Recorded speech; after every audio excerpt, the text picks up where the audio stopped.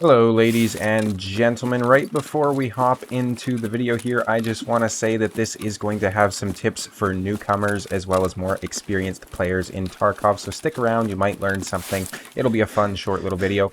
I was hopping into Shoreline for some suppressed scav kills with my AKM for the Punisher Part 1, I believe is the quest line, when I spotted some players, and this is a short little masterclass on PvP engagement, so I can actually see the players off in the distance here.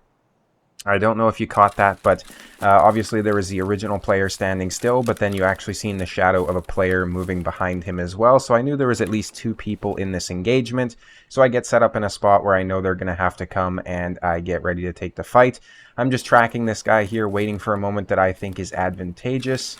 And I'm just waiting until I feel comfortable in the shots where I start firing. Now, I am using the 7.62x39 ammunition, of course.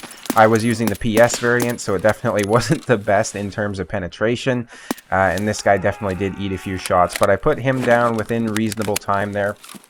Absolutely huge point here is the suppressor as well as the instant rotation, since I know there's another player. So the suppressor made it so that this guy basically did not know where I was shooting from. You could see him like panicking and looking around and trying to figure out where he was getting shot from. He had absolutely no clue.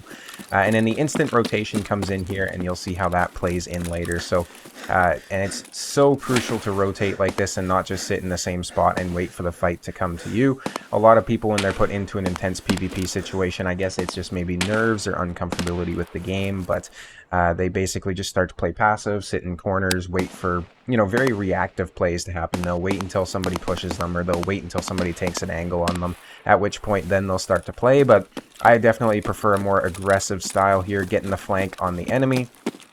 You can see me free looking every once in a while to make sure that, you know, there's not anyone I'm missing. I don't see any movement over there, because keep in mind at this point, I don't know exactly how many players there are. I know there was at least 2, but it could be all the way up to a squad of 5.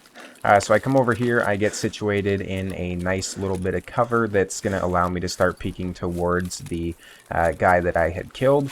Now, this is kind of what you'll see actually right here, a perfect example of people taking up passive play. His teammate actually is very easily spotted here right away.